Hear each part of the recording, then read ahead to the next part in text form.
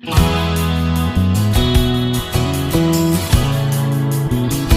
Morning, welcome to all. हमारी आज की क्लास में आपका स्वागत है। हमारा आज का लेसन है वर्तनी, जिसका अर्थ है इंग्लिश में इसको कहते हैं स्पेलिंग। किसी भी भाषा को लिखने के लिए ग्रामर का होना आवश्यक है, यानी कि व्याकरण का ज्ञान आवश्यक है। पिछले पार्ट में हमने आपको बताया था कि भाषा, लिपि और व्याकरण क्या है।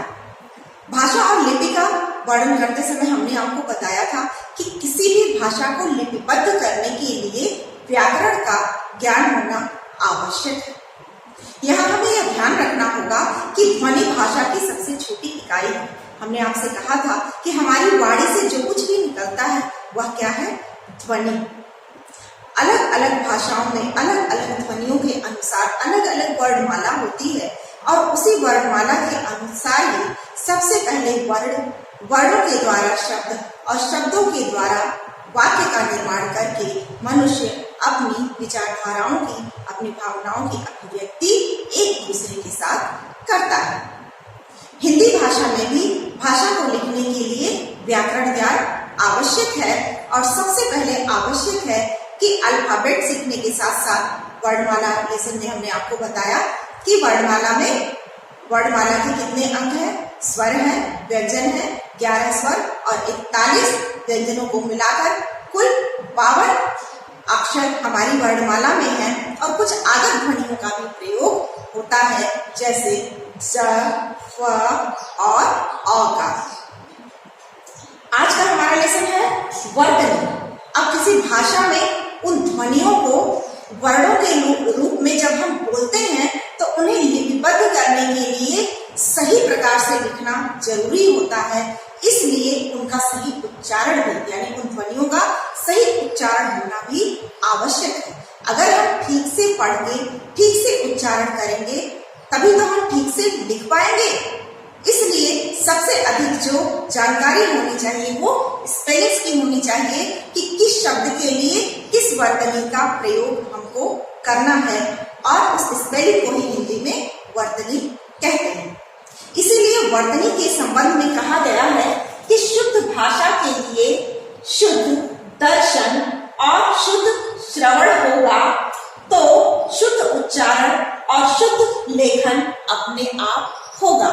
यदि हम किसी शब्द को ठीक से सुन पाएंगे, देख पाएंगे, लिखित रूप में हम देखते हैं और श्रवण करके यानी सुनकर, हम देख करके और सुनकर ही उन स्पेलिंग्स को सीखते हैं, उन वर्णों को लिखना सीखते हैं। तो हमारे लिए सबसे पहले क्या आवश्यक है कि शुद्ध भाषा बोलने के लिए सबसे पहले उन भाषाओं को जहां वो लिपिबद्ध है उनको ठीक से देखना और शुद्ध श्रवण होना। जो कुछ भी हमें सिखाया जा रहा है या हमारे सामने बोला जा रहा है हम उसको सही प्रकार से सुने। यदि हम सही प्रकार से सुनेंगे तो हम फिर उसको सुनकर जब बोलेंगे तो उसका शुद्ध उच्चारण करेंगे और जब शुद्ध उच्चारण करेंगे तो फिर हम उसको लिपिबद्ध भी सही प्रकार से करेंगे, सही स्पेलिंग और सही वर्तनी के साथ। क्योंकि यह हिंदी भाषा की पहली विशेषता है कि हिंदी भाषा जैसे बोली जाती है, उसके स्वर जैसे बोले जाते हैं, उसी प्रकार से, ठीक उसी प्रकार से उसको लिखा भी जाता है। इसलिए हिंदी भाषा को पूर्ण रूप से वैज्ञानिक भाषा भी कहा जाता है। इसमें हम किसी भी स्वर को, किसी भी वर्ण को जैसे हम बोलते हैं, जैसे ध्वनि निकलती है, उसी प्रकार हम उसको लिपिबद्ध भी करते हैं। इसलिए भाषा को शुद्ध रूप से लिखने के लिए शुद्ध वर्तनी का ज्ञान होना आवश्यक है। लेकिन कभी कभी कुछ अज्ञानतावश हम अपने आसपास किसी भी शब्द का हम गलत प्रयोग देखते आ रहे हैं। प्रायः कभी कभी पढ़े लिखे लोग भी गलत शब्दों का उच्चारण कर देते हैं और उच्चारण में शुद्धता उनकी नहीं रख पाती है। यह कभी कभी तो क्षेत्रीय वातावरण के कारण होता है और कभी कभी स्वरों का ठीक प्रयोग न करने के कारण भी होता है। कुछ मात्राओं को प्रयोग करने की असुविधा भी उसमें अशुद्धता ला देती है।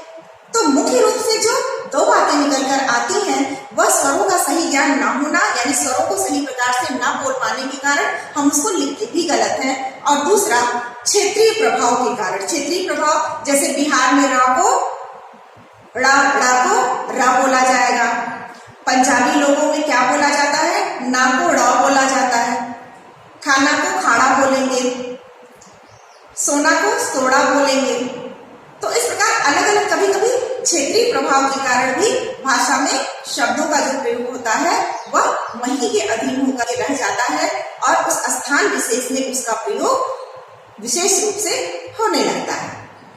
तो आइए आज हम वर्तनी की कुछ विशेषताओं को देखेंगे कि कैसे कुछ विशेषताओं का उल्लेख करके हम ये सिद्ध करेंगे कि कैसे उसके अशुद्ध प्रयोग से बचा जा सकता है। तो इसमें जो पहला कारण आता है वह स्वरों का अनुचित प्रयोग आता है।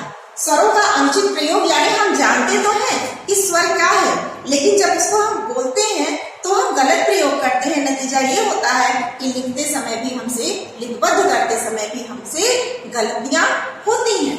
जैसे अब गलतियां मैंने कहा तो गलतियां का शुद्ध शब्द है गलती, लेकिन हम प्रायः जल्दबाजी में क्या बोलते हैं, गलती, ला का आधा प्रयोग करते हैं।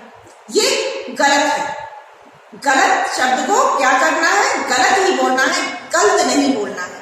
लेकिन लोग क्या बोलते हैं, यह गलत हो गया, यह गलत बात है, यह सही बात नहीं है। तो ये सब क्या है, यह सब जहाँ स्वर का प्रयोग होना चाहिए वहां नहीं होता है, जहाँ नहीं होना चाहिए वहां हो जाता है, और जहाँ करते भी हैं तो गलत करते हैं। इसी के लिए हम कुछ उदाहरण देखेंगे। जैसे पहला उदाहरण है कि छोटे स्वरों का बड़ी मात्राओं के रूप में प्रयोग करना। हमने आपको स्वरों के बारे में बताते हुए कहा था कि जब हम स्वरों को व्यंजनों के साथ प्रयोग करते हैं तो यह अपने मूल रूप में प्रयोग ना करके मात्राओं के रूप में प्रयोग किए जाते हैं। अब जैसे एक शब्द है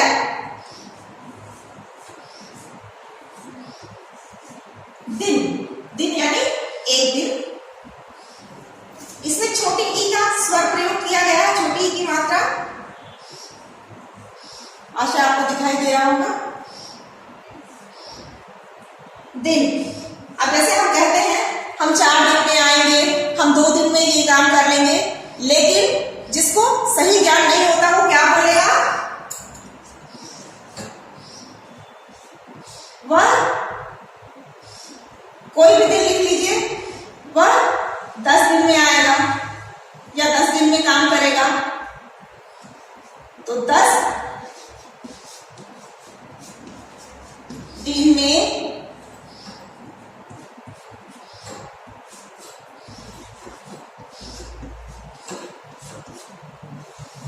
काम करेगा, वह 10 दिन में काम करेगा। तो बोलते समय क्या करते हैं, हम उच्चारण गलत करते हैं। वह 10 दिन में यह काम करेगा, यह कहने की बजाय वह 10 दिन में कर लेगा। उस पर हम बड़ी ई की मात्रा लगा देते हैं, जबकि होना क्या चाहिए, छोटी ई की मात्रा। इस प्रकार लिखना चाहिए, यहाँ पर होना क्या चाहिए, 10 दिन लिखना है, 10 दिन नहीं लिखना है। इसी प्रकार से दूसरे और आते हैं, जैसे कभी कभी स्वर रहित वर्णों को भी स्वर के साथ ही प्रयोग कर लिया जाता है। जैसे हमें लिखना है कार्ड,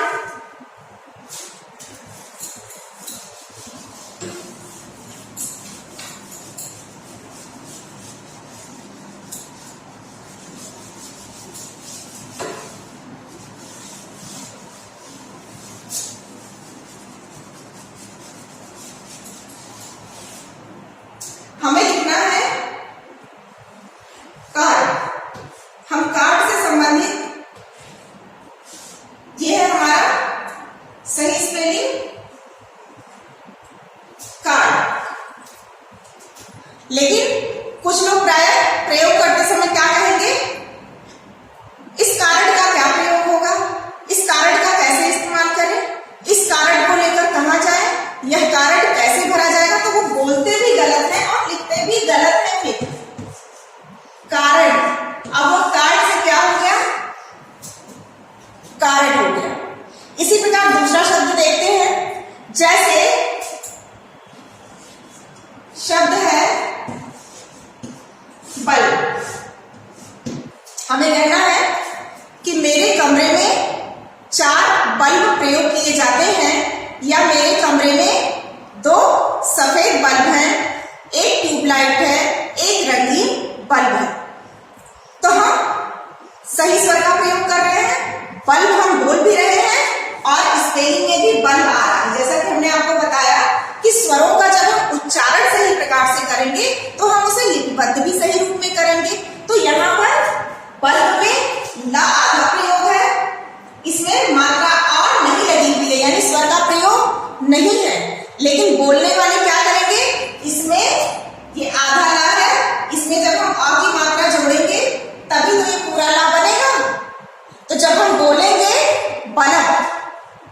मेरे कमरे का बल्ब टूट गया है। ऐसे बहुत से लोग बोलते हैं ना, नया बल्ब लगवाना है, मेरे कमरे का बल्ब बेकार हो गया है। ठीक, तो इस प्रकार से जब हम बोलेंगे गलत तो हम लिखेंगे भी गलत। फिर वो क्या कहते हैं, बल्ब बोलेंगे भी और बल्ब लिखेंगे, यानी ये जो स्वर नहीं प्रयोग होना चाहिए था, इसका प्रयोग यहाँ पर इन्होंने कर लिया है, छोटा अ की मात्रा का प्रयोग कर लिया है, जो कि यहाँ पर नहीं हुआ है। तो ये आपका बल्ब सही है और बल्ब गलत है, कारण गलत है, बल्ब गलत है। इसी प्रकार कुछ अन्य शब्द भी देखते हैं, अन्य शब्द भी देख लेते हैं। जैसे मैंने शब्द आपको बताया गलत, कल लोग प्रयोग करते हैं। इसी प्रकार से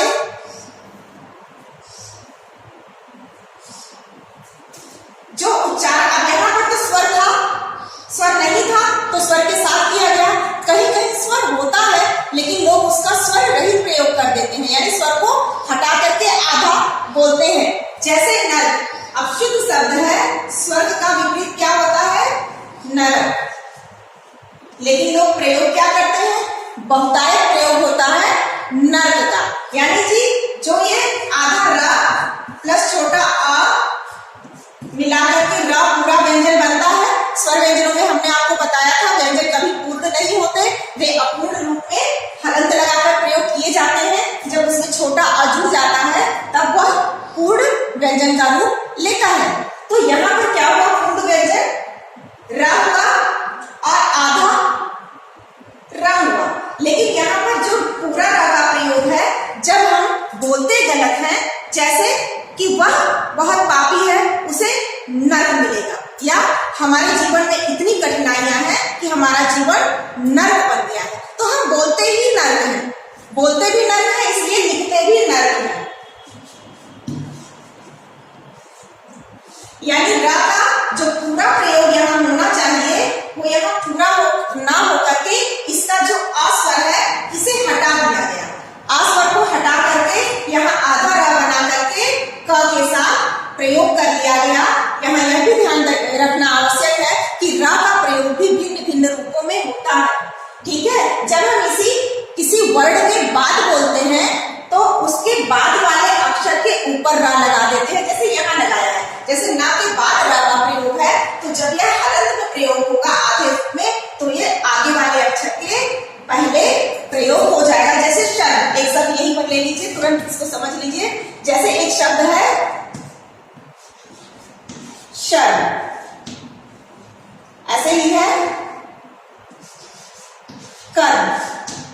अब का के बाद आधा रा का प्रयोग है, स्वर उसमें अ नहीं लगा है, तो हम उसको उसके बाद वाले अक्षर के ऊपर लगाते हैं। ठीक है, और यहाँ पर हमने शर्म में कहा लगाया, श के बाद रा का प्रयोग है शर्म, आधा रा है फिर म है, तो जो बाद वाला अक्षर होता है उसके ऊपर हम आधा रा को इस प्रकार से लगाते हैं। यह भी एक स्पेलिंग मिस्टेक है, रा का गलत प्रयोग करना, अशुद्ध प्रयोग करना। लेकिन अभी हम व्यंजन का प्रयोग नहीं सीख रहे हैं, अभी हम स्वरों का प्रयोग सीख रहे हैं। तो स्वरों में इस प्रकार का जहां स्वर प्रयोग होना चाहिए वहां नहीं होता, जहां नहीं होना चाहिए वहां होता है। इस प्रकार स्वरों की अशुद्धियों पे अगर हम ध्यान देंगे, सही प्रकार से उच्चारण करेंगे, तो हम उसको सही स्पेलिंग में, सही वर्तनी में लिख भी पाएंगे।